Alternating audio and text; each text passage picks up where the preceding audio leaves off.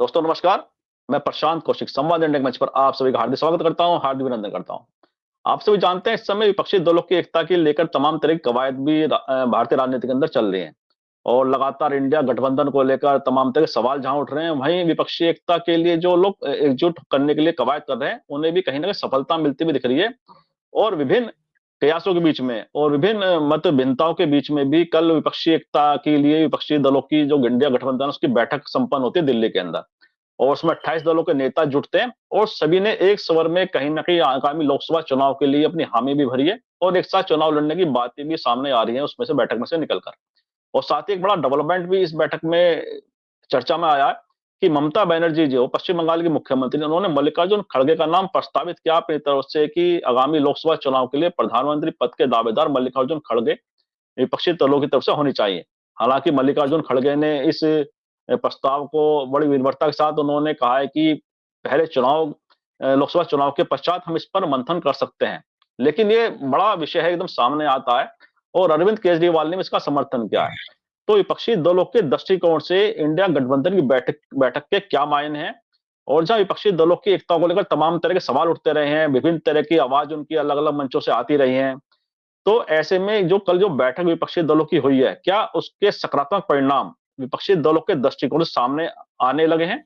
इन्हीं सब बातों पर चर्चा करने के लिए आज हमारे साथ देश का बहुत ही वरिष्ठ पैनल है। हमारे साथ सुनील शुक्ला जी हैं, इलाहाबाद से बहुत वरिष्ठ पत्रकार हैं और विभिन्न मंचों पर आज हम उनका विश्लेषण सुनते रहते हैं। मैं उनका बहुत-बहुत स्वागत करता हूँ, अभिनंदन करता हूँ। साथ ही विवेक देशपांडे जी हमारे साथ नागपुर से इस समय जुड़े हुए हैं, बहुत वरिष्ठ पत्रकार हैं, अनेक वर्षों का पत्रकारिता का उनका अनुभव है। उनका भी बहुत-बहुत स्वागत करता हूँ, अभिनंदन करता हूँ। साथ ही हरिशंकर जोशी जी मेरठ से हमारे साथ इस चर्चा में जुड़े हुए हैं, बहुत वरिष्ठ पत्रकार हैं, उनका भी मैं बहुत-बहुत स्वागत करता हूँ, अभिनंदन करता हूँ। तो चर्चा की शुरुआत सबसे पहले हरिशंकर जोशी जी से मैं करता हूँ। हरिशंकर जी, जैसे कि विभिन्न जो पार्टियां विपक्षी दलों की और जहां संसद में लगातार गतिरोध बना हुआ है और विपक्षी दलों के सांसद को निलंबित भी किया गया है, वहीं अगर देखें विपक्षी दलों की एकता के दृष्टिकोण, जो कल बैठक होती है इंडिया दलों की, इंडिया गठबंधन की, उसमें से जिस तरह से कहा गया कि 2024 के लोकसभा चुनाव को लेकर तमाम तरह की बातें जहां राजनीति में गरमाई हुई हैं, वहीं एक तो सबसे बड़ी बात ये आई कि जो सीट शेयरिंग का फार्मूला है, उसको भी कहा जा रहा है कि कहीं न कहीं अंडरस्टैंडिंग बन गई है। हालाँकि विस्तृत रूप से सामने कुछ नहीं आया है निकल के अभी। आप किस दृष्टिकोण से इस पूरे इंडिया गठबंधन समूह की बैठक को देखते हैं? जी, देखिए ऐसा है, कल जो इंडिया गठबंधन की बैठक हुई है उसमें आ, कुछ चीजें बहुत साफ तौर पर नजर आई हैं। और ये है कि ममता बनर्जी ने जो स्वयं प्रधानमंत्री पद की दावेदार कही जा रही थी मीडिया में और समर्थकों द्वारा उनके, वो उन्होंने खुद खड़गे साहब का नाम प्रधानमंत्री पद के लिए, संयोजक पद के लिए प्रस्तावित किया है और उसको केजरीवाल जी ने उसका अनुमोदन किया है। हालांकि वो प्रस्ताव पास नहीं हुआ है, लेकिन मूक सहमति करीब करीब सभी की थी। और लेकिन मुझे ऐसा लगता है कि ये पूरा चुनाव इंडिया गठबंधन के नेता जो अंदर से इनका तय हुआ है कि ये बिना प्रधानमंत्री के चेहरे के चुनाव में मैदान में उतरना चाहेंगे। उसकी वजह ये है कि फिर जो छत्रप हैं, जो अलग अलग प्रदेशों में ताकत हैं, वो सब एज ए प्रधानमंत्री के रूप में उनके समर्थक देखेंगे और उनको सफलता की ज्यादा उम्मीद लगती है। ऐसा ऐसा मुझे लगता है। हो सकता है कि मैं इसमें बहुत गलत हो सकता हूं मैं, लेकिन मुझे लगता है कि ये संयोजक और इसका आप देखें तो जो बाद में खड़गे साहब ने प्रेस कॉन्फ्रेंस की है इंडिया गठबंधन की तरफ से, और उसमें उन्होंने कहा है कि भाई पहले सांसद आए तब प्रधानमंत्री की बात हो। पहले पहले ज्यादा से ज्यादा सांसदों को लेकर आना, ज्यादा से ज्यादा सीटें लेकर आना हमारी प्राथमिकता, इंडिया गठबंधन की प्राथमिकता है। और जब जब सांसद आएंगे तो वही तो फिर प्रधानमंत्री चुनेंगे। बिना सांसदों के प्रधानमंत्री पद का चेहरा सामने हो भी तो उससे क्या फर्क पड़ता है। तो ये परिदृश्य सामने खड़गे साहब को लेकर है। लेकिन एक जो मैसेज है वो चला गया है कि साहब अगला प्रधानमंत्री दलित हो सकता है। अगर वो चेहरा हो या ना हो, लेकिन ये मैसेज भी अपने आप में चला गया है कि अगला प्रधानमंत्री जो है, इंडिया गठबंधन अगर सत्ता में आती है तो वो दलित चेहरा होगा, दलित होगा, दलित वर्ग से होगा। तो इसका मैसेज जो है वो कांग्रेस को संजीवनी दे सकता है, न केवल कांग्रेस को बल्कि इंडिया गठबंधन को संजीवनी दे सकता है। और ये जो है समीकरण, अगर उस समीकरण में इंडिया गठबंधन का जो उनका आधार वोट बैंक है, उसमें अगर कांग्रेस के पास दलित पहले से है बहुत सारे राज्यों में, कुछ राज्यों को छोड़कर, तो ये उन्हें संजीवनी दे सकता है। और ये अगर जुड़ता है तो निश्चित तौर पर इंडिया गठबंधन जो है वो काफी मजबूती के साथ अगले चुनावों में दिखाई देगा और उसकी संभावनाएं काफी हद तक बढ़ जाएंगी। जी प्रशांत जी। जी, जी, जी। तो जैसा आपने कहा कि जो संभावनाएँ को आपने बताया, मैं विवेक जी के पास आता हूँ। विवेक जी, आपको क्या महसूस होता है जो गठबंधन की अगर बैठक हुई और ममता बनर्जी ने जिस तरह से कहा, प्रधानमंत्री पद के दावेदार की बात कही और मल्लिकार्जुन खड़गे ने जो विषय उठाया, तो इसमें प्रधानमंत्री पद की उम्मीदवारी पहले घोषित करना या चुनाव के बाद तय करना, कौन-सा विपक्षी दलों के दृष्टिकोण से कौन-सा उचित आपको क्या कदम लगता? जी। मुझे लगता है कि ये जो मल्लिकार्जुन खड़गे जी का नाम उछाला गया है, अभी डिक्लेयर तो नहीं हुआ है लेकिन उछाला तो ज़रूर गया है। ये एक अच्छा मूव है, इसलिए कि इससे थोड़ा-सा जनभावना जो है उसको टटोला जा सकता है।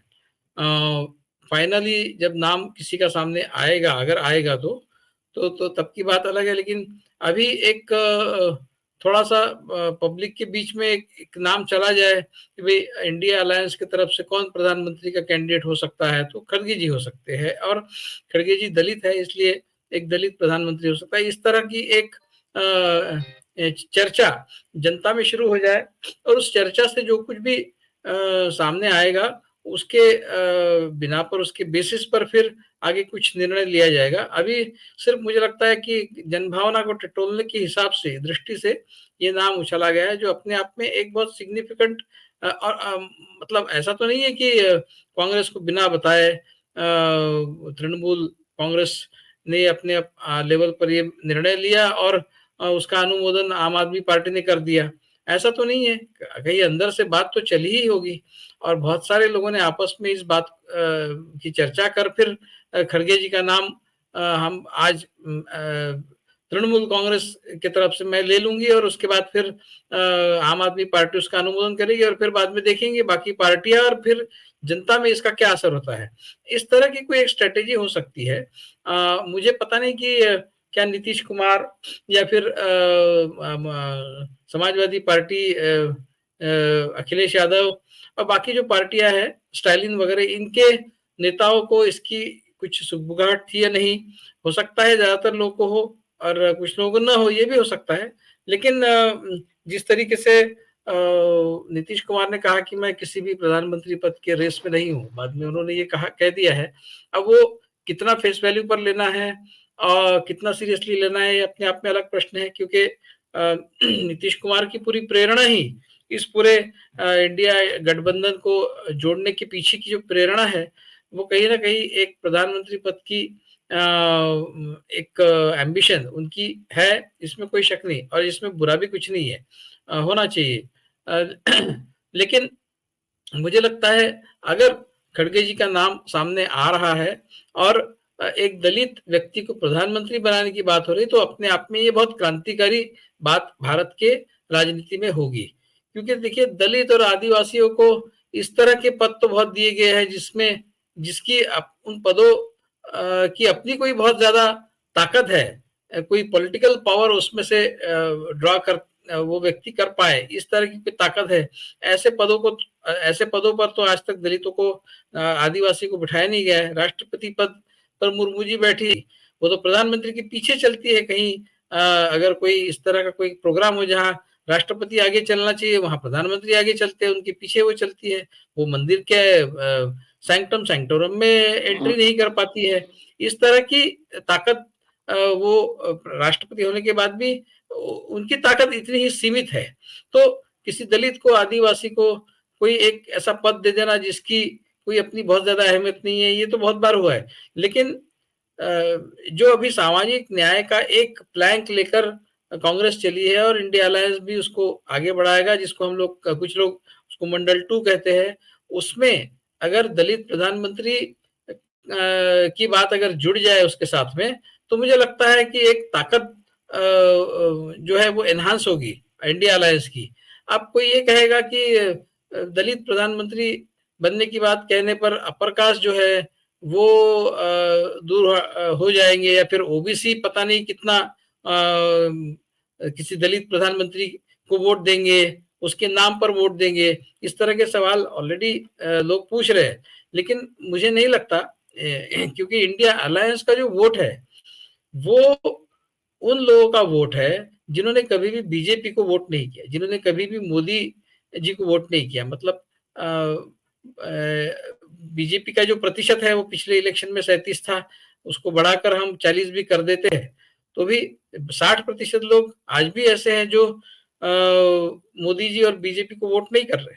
तो ये सारे जो 60% है उसमें से कुछ 10% आप निकाल ले, नवीन पटनायक, वाईएसआर कांग्रेस वगैरह, बीजेडी, वाईएसआर कांग्रेस वगैरह, इन पार्टियों जो पार्टी है इनके साथ में नहीं इंडिया अलायंस के साथ, उनके निकाल ले तो फिर भी 50% लोग ऐसे हैं जो मोदी के कायल नहीं है, जो बीजेपी के कायल नहीं है, जो उनके समर्थक नहीं है, वो हर हाल में इनको वोट नहीं करते हैं। तो वो लोग तो खड़गे जी के नाम से उनको तो कोई परहेज रहेगा ऐसा मुझे लगता नहीं है। तो ये लोग ये वोट छिटक जाएंगे और बीजेपी की तरफ चले जाएंगे ऐसा मुझे नहीं लगता। तो और ओवरऑल दलित वोट जो इस देश में है वो काफी बड़ी तादाद में है। मुझे लगता है कि करीब 18 से 20% देश में होगा ही दलित वोट, मैं श्योर नहीं हूँ इस मामले में। और उसके साथ में अगर आप मुस्लिम और बाकी माइनॉरिटीज और ओबीसीज, अपर कास्ट, ये सारे जोड़ दे तो 50% का हिसाब तो बन ही सकता है, आज भी बन सकता है। तो ये अच्छा मूव है और सामाजिक न्याय की दृष्टि से इस देश में दलित प्रधानमंत्री बने, ये होना चाहिए। कब बनाएंगे आप किसी दलित को प्रधानमंत्री? आज मौका है, आज खड़गे जी के रूप में एक प्रधानमंत्री पद का उम्मीदवार है आपके पास, तो अब पूरी ताकत के साथ उनके पीछे खड़े रहिए, तभी जाकर इस देश में सामाजिक न्याय की लड़ाई किसी एक लॉजिकल एंड तक पहुंची है, ऐसा हम मान सकते हैं। ये बात अलग है कि उनके प्रधानमंत्री बनने के बाद सारे दलितों को देश भर में न्याय मिल जाएगा, ऐसा नहीं है। दलितों के खिलाफ जो वातावरण है वो है ही अपनी जगह, लेकिन एक संदेश जाएगा समाज में और दुनिया में भी कि आखिरकार जिस देश में समाज के उस तबके को हजारों साल तक दबा कुचला गया, उस तबके से कोई व्यक्ति उभर कर ऊपर आया और उसको प्रधानमंत्री बनाने की हिम्मत इस देश के एक पॉलिटिकल पार्टी ने और उसके साथ में जुड़े हुए बाकी पॉलिटिकल पार्टीज ने दिखाई है। इसका एक बहुत बड़ा संदेश देश और दुनिया में जाएगा, जो भारतीय लोकतंत्र के लिए एक बहुत बड़ी एक उपलब्धि होगी, ऐसा मुझे लगता है। तो ये कुल मिलाकर सभी दृष्टि से अच्छा कदम है और इसको बिल्कुल पुरजोर तरीके से आगे बढ़ाना चाहिए, ऐसा मुझे लगता है, बिना किसी झिझक के। प्रशांत जी। जी, जी, जी, जी।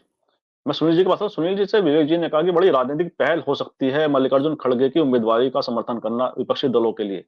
लेकिन साथ ही विपक्षी दलों की अगर बात करें, जब से एकता की बात शुरू हुई, गठबंधन की बात हुई, तो एक तरह से नीतीश कुमार को कहीं न कहीं संयोजक बनाने की बात भी सामने आती है और कहीं न कहीं ऐसा भी एक उनके जो समर्थक वर्ग के द्वारा ऐसा प्रचार किया जाता है कि आने वाले समय में प्रधानमंत्री पद के उम्मीदवार नीतीश कुमार से बड़ा अच्छा कोई उम्मीदवार नहीं हो सकता। तो ऐसे में क्या विपक्षी दलों के अंदर भी कुछ अलग-अलग लामबंदी है, अलग-अलग तरह के प्रयास हैं? क्या लगता है आपको?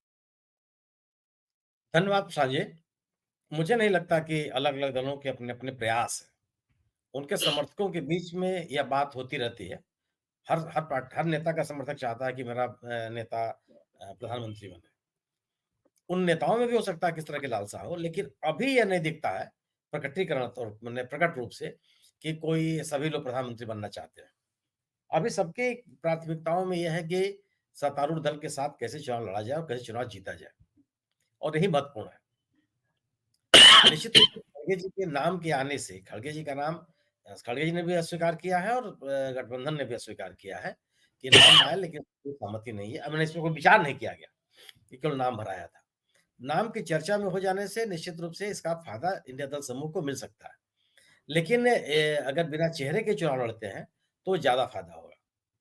मेरा अपना मानना है कि जो जनता से जुड़े हुए सवाल हैं, उन सवालों को आगे करके जो राजनीति कर रहा है इंडिया दल समूह, वह ज़्यादा कारगर है। और मुद्दों के आधार पर राजनीति को आगे बढ़ाने की कोशिश जो कांग्रेस ने की है, इसका लाभ भी दिख रहा है। कर्नाटक का चुनाव और हरियाणा का चुनाव मैं दोनों इस आधार पे मानता हूँ कि कांग्रेस ने मुद्दों को आगे करके इन चुनाव की लड़ाई चुनाव लड़ा और उसमें उसको सफलता मिली। इसलिए ये इंडिया दल समूह के सामने यही सबसे बड़ी कि वो मुद्दों को आगे करे। नाम ना आगे करने की स्थिति जो हरिशंकर जी ने कहा कि अलग-अलग इलाकों में उन इलाकों के नेताओं के समर्थकों को लगेगा कि हमारा भी नेता भी प्रधानमंत्री बन सकता है। तो एक तरह की राजनैतिक क्रियाशीलता में ये कारगर भी होगा। दूसरी चीज़ ये भी है कि आप इस समय कांग्रेस के अलावा किसी पार्टी का ऐसा नेता नहीं है, जिसका पैन इंडिया असर हो। ममता जी बड़ी नेता हैं, ज़्यादा सीटें भी उनके पास हैं, एक असरकारी भी हैं, लेकिन उनका असर आप तमिलनाडु, केरल, आंध्र प्रदेश, हरियाणा और हिमाचल प्रदेश में, कर्नाटक और राजस्थान में भी हो जाएगा, ऐसा मुझे लगता नहीं है। कोई ऐसा व्यक्ति नहीं है, कांग्रेस के नेताओं के पास ये है, लेकिन कांग्रेस ने बड़े कायदे से अपने दल समूह को इकट्ठा रखने के लिए अ, अपने को आगे नहीं किया और कांग्रेस के नेता राहुल गांधी लगातार कह रहे हैं कि प्रधानमंत्री की दौड़ में नहीं है। तो यह भी एक आवश्यक था। अगर कांग्रेस ये करने लगती कि हम प्रधानमंत्री पद के दावेदार हैं, तो मुझे लगता है कि उससे कांग्रेस को फायदा नहीं होता और इंडिया दल समूह को भी नुकसान होता। इंडिया दल समूह ने विभिन्न मुद्दों को लेकर के जो अपने प्रस्ताव पारित किए हैं और ईवीएम को लेकर के जो प्रस्ताव पारित किया है, जिस एक अच्छे वातावरण में वो बैठक हुई है, वो अच्छे संकेत देती है। वो देती है कि जिस जो बातें कही जा रही थी इंडिया दल समूह के बारे में, कि इनमें आपसी एकता नहीं है, इनमें आपसी वैमनस्य है, विभिन्न मुद्दों पर इनमें मतभेद है, कम से कम वो दिखाई नहीं पड़ता। और संसद की जो घटनाएँ हैं, खासतौर से महुआ मोइत्रा की सदस्यता समाप्त किया जाना और लगभग 140 से अधिक सांसदों को निलंबित किया जाना। यह 1-2 ऐसे कारक अभी भी तात्कालिक कारक हैं ये, जिनसे सभी दलों को, इंडिया दल समूह के दलों को एक साथ आने के लिए प्रेरणा भी मिली। मतलब एक सीमेंटिंग फोर्स बना ये और तेज़ी से एक्टिवेट हुए हैं। अभी जो चुनौती है, अभी वो है कि इंडिया दल समूह अपने विभिन्न राज्यों में अपने सीट शेयरिंग को क्लियर कर ले और एक एक बीजेपी के खिलाफ एक उम्मीदवार उतारने की जो उसकी रणनीति है, उसको कामयाबी से लागू कर ले वो। यह अपने आप में एक बड़ी चुनौती होगी।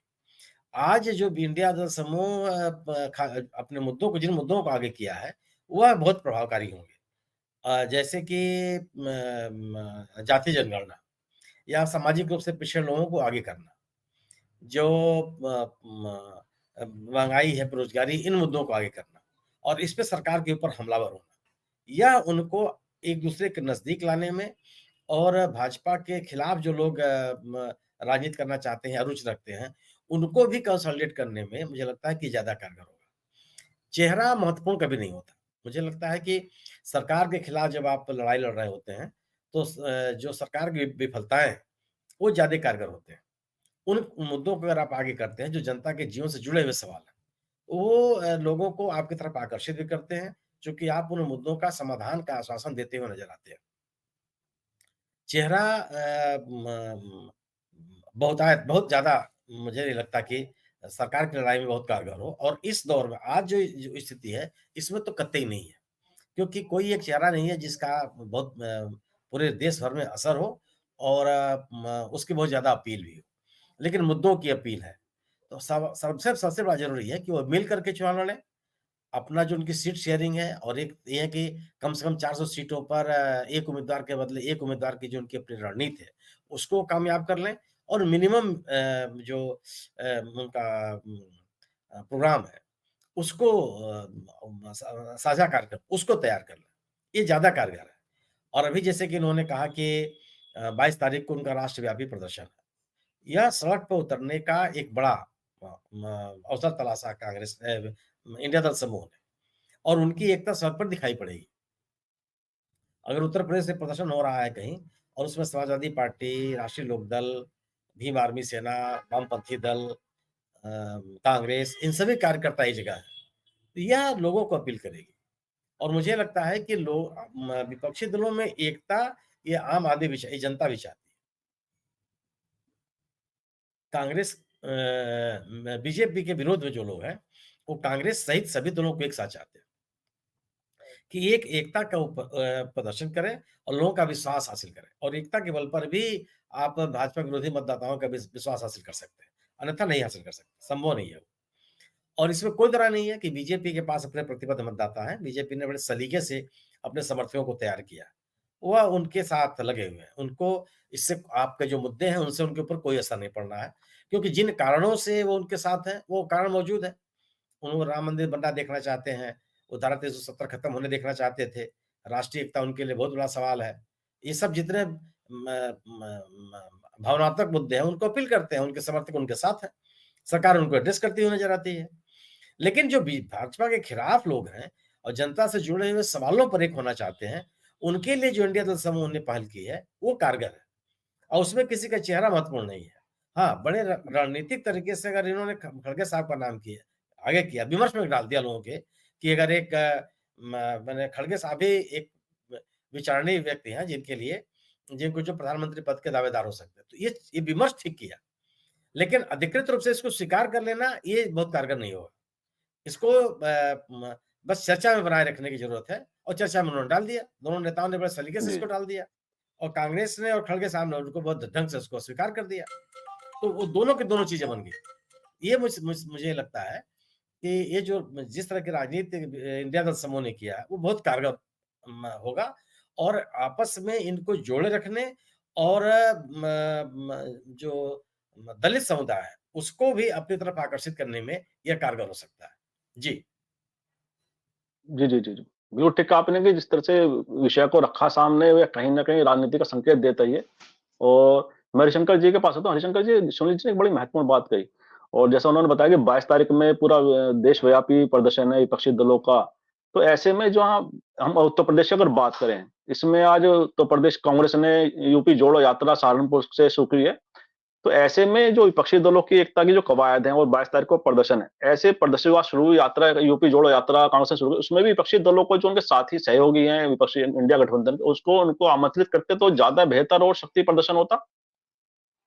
देखिए, ये अगर मगर की बात अलग है, लेकिन वो कांग्रेस का पहले से घोषित प्रोग्राम था और ये बात तय हो गई है इंडिया अलायंस में, जहां तक खबरें मिल रही हैं कि सभी दल मिलकर पूरा इंडिया अलायंस में जो शामिल दल हैं वो मिलकर जगह जगहों पर आंदोलन करेंगे और देशव्यापी आंदोलन करेंगे और सभाएं करेंगे।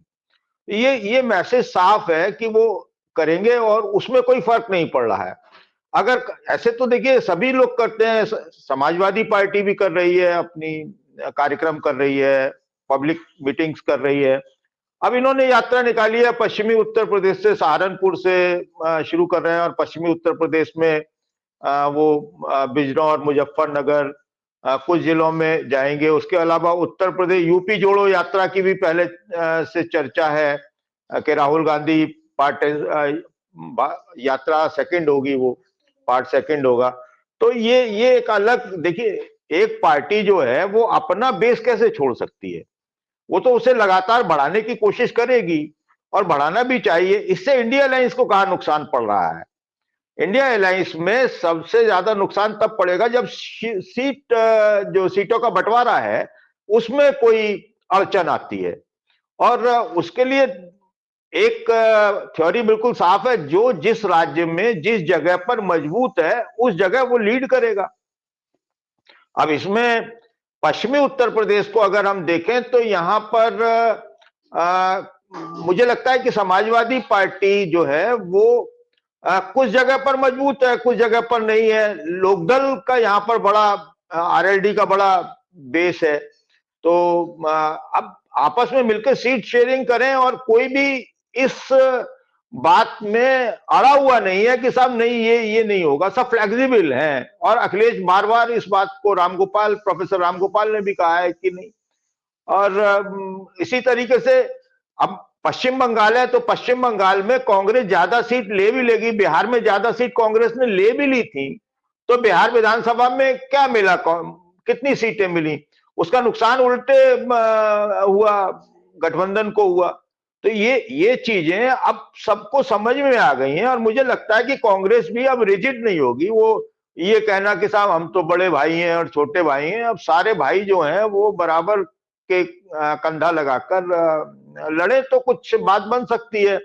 और इसमें कोई शक नहीं है कि अभी जब तक धरातल पर इंडिया गठबंधन नहीं उतरेगा और सीटों का बंटवारा नहीं होगा, तब तक स्थितियां जो हैं वो असमंजस में रहेंगी, और कोई तस्वीर जो है वो साफ नहीं होगी, स्पष्ट नहीं होगी, अभी धुंधली तस्वीर है। तो ये तस्वीर को थोड़ा सा और साफ हो जाने दीजिए। और ये जो यात्रा है अजय रॉय निकाल रहे हैं या दूसरे छत्रप निकाल रहे हैं, ये चलती रहेंगी, इनसे कोई फर्क पड़ता नहीं है। और कांग्रेस ने दूसरी तरफ से ये मैसेज साफ कर दिया है।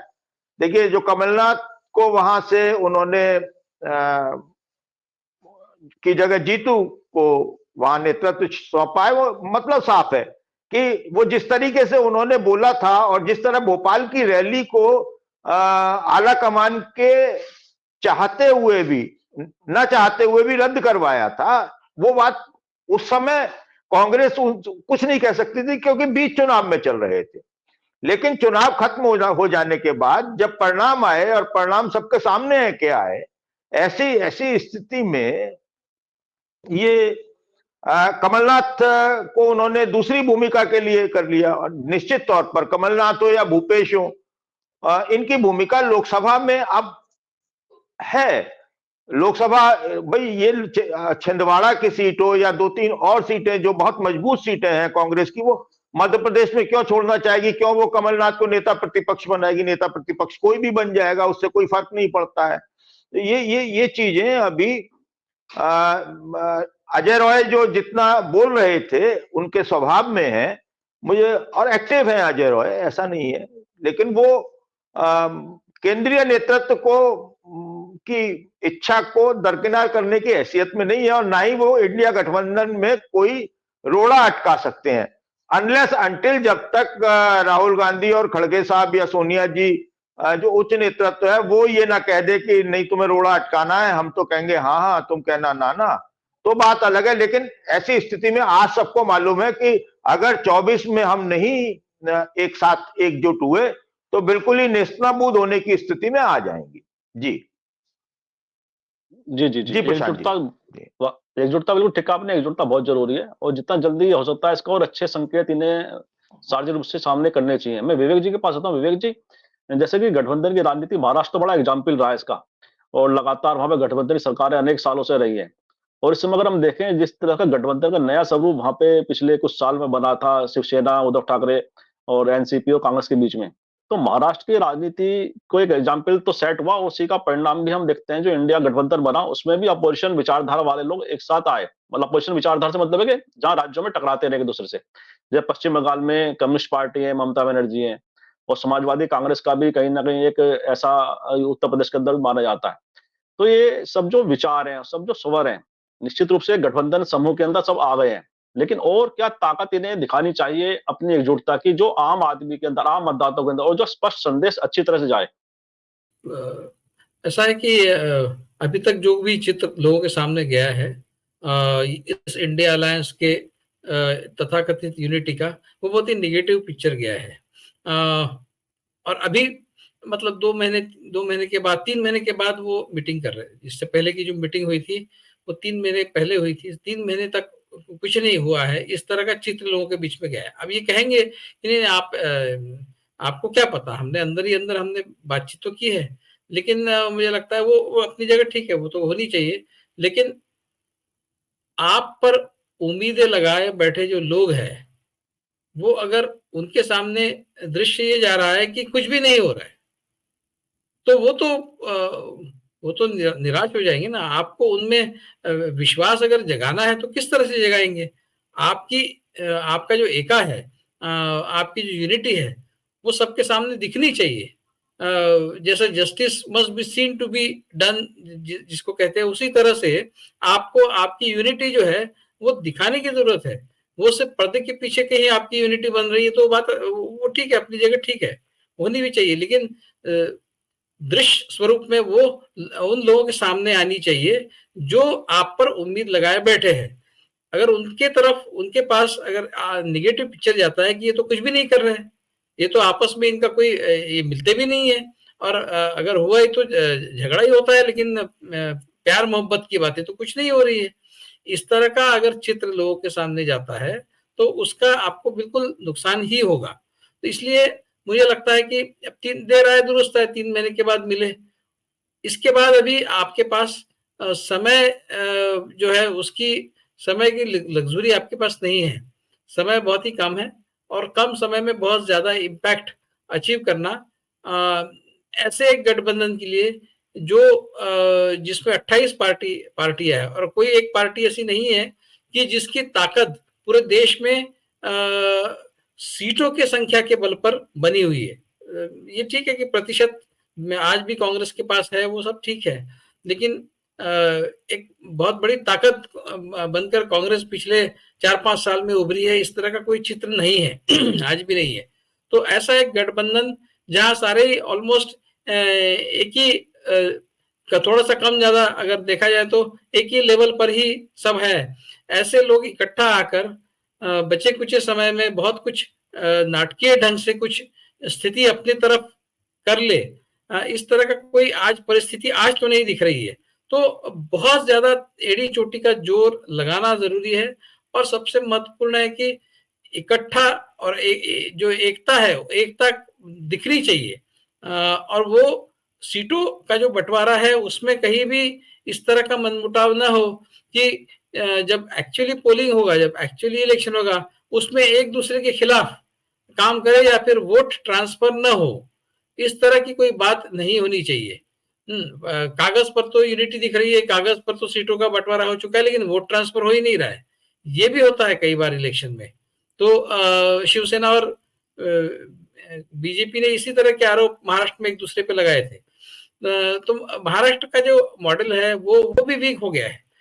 जो एक जब एमवीए की सरकार थी उस समय जितनी ताकत थी एमवीए की, वो ताकत कम हुई है, क्योंकि अजित पवार गुट और शिंदे गुट, शिवसेना से अजित पवार गुट एनसीपी से अलग होकर बीजेपी के साथ आ गया है। तो ये ठीक है, सिंपैथी आज भी उद्धव ठाकरे की तरफ है, शरद पवार की तरफ है, इस तरह की बातें ऑन पेपर ठीक है, लेकिन ये तो है कि ताकत तो कम हुई है दोनों की।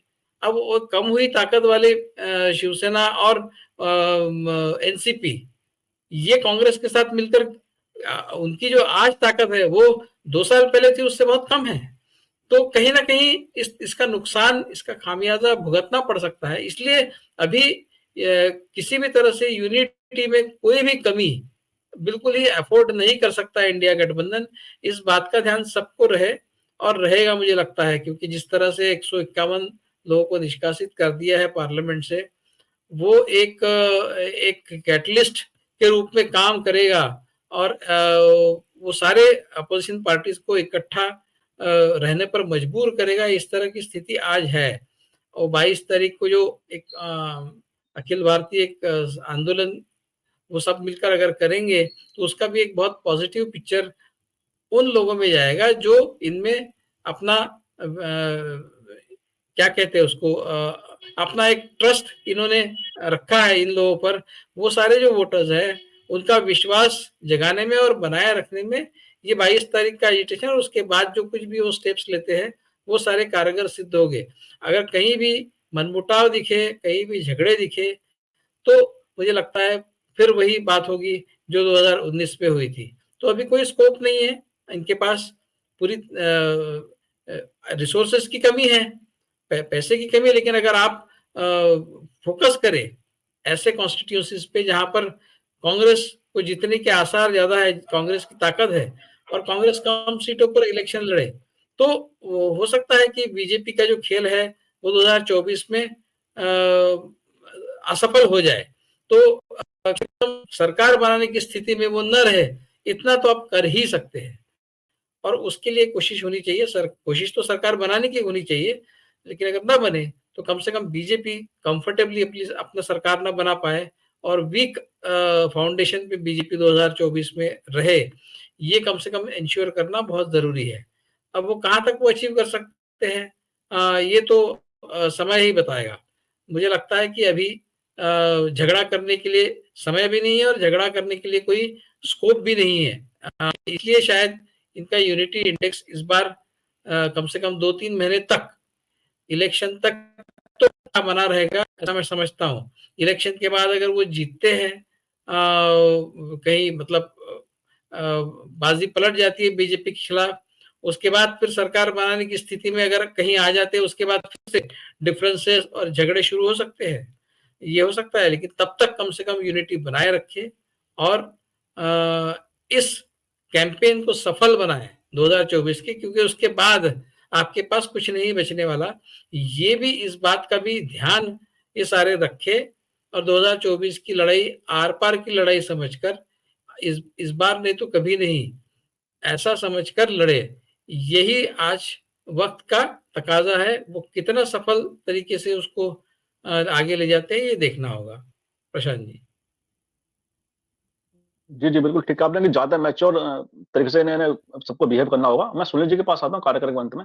सुनील जी, जैसे पूरी चर्चा में एक बात सामने निकल के आती है कि जो विपक्षी दलों की एकता है, उसके लिए सबसे ज़्यादा महत्वपूर्ण है कि उन्हें संदेश भी ज़्यादा मजबूत अपने कार्यकर्ताओं में देना चाहिए और साथ ही बयानबाजी ऐसी हो कि जिससे कि कहीं भी कोई मनभेद या मतभेद सामने ना आए।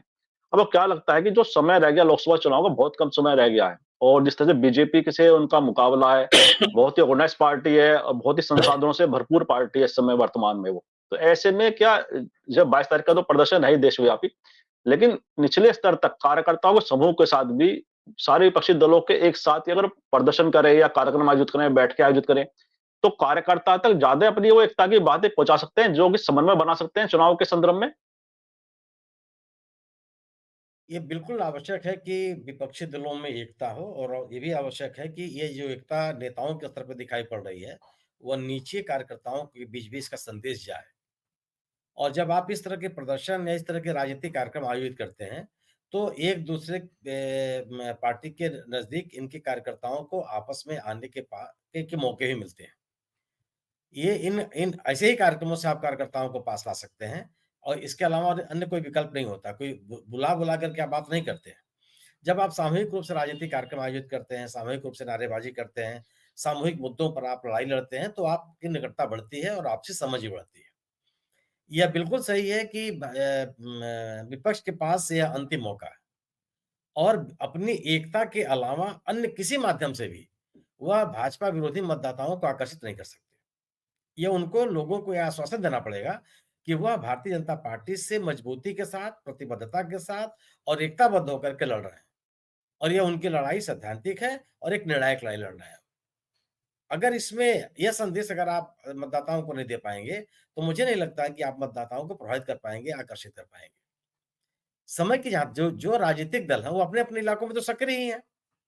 समाजवादी पार्टी उत्तर प्रदेश में सक्रिय है, आरजेडी जेडीयू बिहार में सक्रिय है, टीएमसी में पश्चिम बंगाल में सक्रिय है, डीएमके तमिलनाडु में सक्रिय है, शिवसेना, एनसीपी महाराष्ट्र में अपने-अपने इलाकों में हर राजनीतिक दल सक्रिय है। केवल इनको आवश्यकता ये है कि जो अब अन्य राजनीतिक दल हैं, जिनके साथ आपको मिलकर लड़ाई लड़ना है, उनके साथ आप राजनीतिक कार्यक्रमों को प्रोत्साहित करें और ज़्यादा से ज़्यादा राजनीतिक कार्यक्रम आप आयोजित करें। अब मतों के ट्रांसफर में तभी सुविधा होती है जब कार्यकर्ताओं के बीच में एक तरह की समझदारी नहीं होती और वह समझदारी राजनीतिक कार्यक्रमों के अभाव में आप नहीं पैदा कर सकते। नेताओं के बीच भी आप नहीं पैदा कर सकते हैं। जो नीचे ग्राउंड लेवल पर जो आपका पार्टी पदाधिकारी है, अगर उसके साथ आप अन्य दलों के कार्यकर्ताओं का उठना-बैठना नहीं है या पदाधिकारियों का उठना-बैठना नहीं है, तो उनमें समझदारी नहीं पैदा हो पाती है। तो लेकिन जब आप धरने का आयोजित करते हैं, प्रदर्शन आयोजित करते हैं, सरकार से लड़ते हुए आप दिखाई पड़ते हैं, तो एक समझदारी आप में पैदा होती है। आज संसद में क्या हो रहा है? संसद में 150 के लगभग सांसद निष्कासित निलंबित कर दिए गए हैं। सब एक छत के नीचे हैं। सब एक जगह बैठे हुए हैं, सबके एक साथ आपस में संवाद भी है। वह संवाद जब संसद की कार्रवाई चल रही होती है, तब उतनी प्रभावी नहीं होती। जब आप इस तरह के मौके पर आप एक साथ आते हैं तो। आज ये जो सुखद पक्ष है कि बीजेपी से लड़ने के लिए कम से कम विपक्षी दलों ने एकता के प्रति अपना मंतव्य को जाहिर कर दिया और वो लगातार सरकार के खिलाफ एकजुट दिखाई पड़ रहे हैं। सवाल केवल है कि न्यूनतम साझा कार्यक्रम जो उनके पास है, उस कार्यक्रम को तैयार करें। मुझे लगता है कि न्यूनतम साझा कार्यक्रम जो सोनिया गांधी ने विशेष सत्र बुलाने के पहले जो पत्र लिखा था, मुझे लगता है कि वो बेसिक चीज़ें हैं उस पत्र में।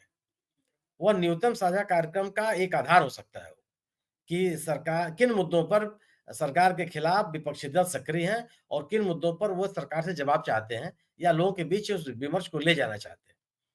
तो एक मजबूत आधार हो सकता है और जो इनके राजनीतिक कार्यक्रम घोषित हो रहे हैं, वह उनका कारक बनेगा आपस में एक-दूसरे के नज़दीक आने का।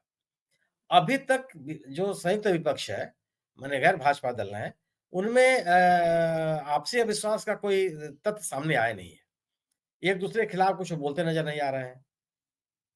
अपनी महत्वाकांक्षाओं को बहुत मजबूती के साथ व्यक्त करते नज़र नहीं आ रहे हैं।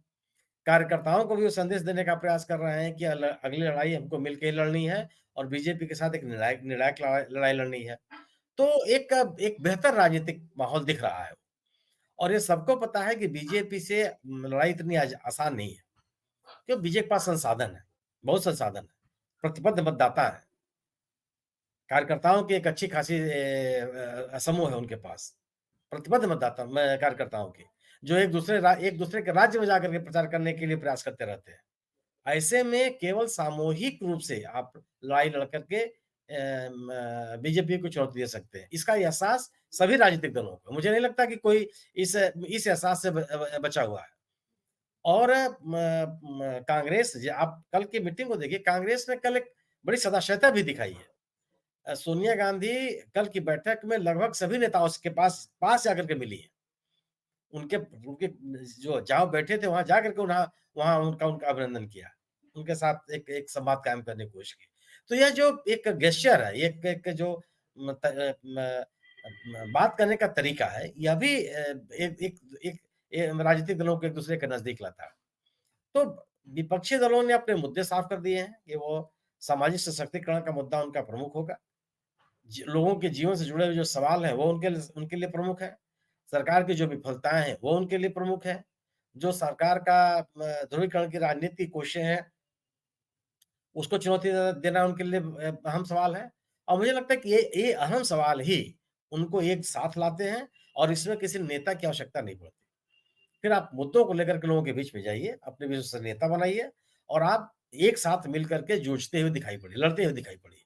मुझे लगता है कि इस आधार पे लोग भी आपको जन समर्थन देंगे, लोगों का भी आपको समर्थन मिलेगा। अगर इतने प्रयासों के बावजूद, सत्तारूढ़ दल से लड़ने के बावजूद अगर कांग्रेस को 40-42% लोग समर्थन दे रहे हैं, गोया कि अभी समाज में विपक्ष की राजनीति के लिए बहुत सारी संभावनाएं हैं। सवाल केवल यही है कि ये लोग विपक्षी दल मिल करके लड़े और कल की बैठक से कम यह नतीजा या संकेत मिलता है कि विपक्षी दल आपसी विवाद या तनाव भूल करके एक साथ इस लड़ाई को आगे ले जाने के लिए तैयार दिख रहा है। जी। बिल्कुल ठीक कहा आपने कि मैसेज जाना चाहिए सकारात्मक रूप से आम कार्यकर्ता के जो बीच में समन्वय बन सके। और इन्हीं बातों के साथ आज की चर्चा को विराम भी देते हैं। और जिस तरह से आपने इंडिया दल समूह की जो गठबंधन की जो सियासत है आने वाले समय में किस दिशा में हो सकती है और किस तरह से परिलक्षित हो सकती है, उसके बारे में विस्तृत आप सभी ने उसकी चर्चा की है और बताया कि उनके लिए क्या आवश्यक है, कार्यकर्ताओं में समन्वय स्थापित करने के लिए क्या आवश्यक बातें हैं जो उन्हें अप्लाई करनी पड़ेगी। और निश्चित रूप से मुझे विश्वास है कि हमारे दर्शकों को चर्चा जरूर पसंद आएगी और मैं आप सबका बहुत-बहुत आभार और धन्यवाद व्यक्त करता हूं कि आपने हमारे दर्शकों के लिए अपना समय निकाला। बहुत-बहुत धन्यवाद। और मैं अपने सभी दर्शकों से भी आग्रह करता हूं इस वीडियो को लाइक करें, शेयर करें, कमेंट करें। साथ ही संवाद इंडिया चैनल को सब्सक्राइब के साथ बेल आइकन जरूर दबाएं जिससे संवाद इंडिया के अपडेट आपको समय से मिलते रहें। आप सभी का बहुत-बहुत धन्यवाद, बहुत-बहुत अभिवादन।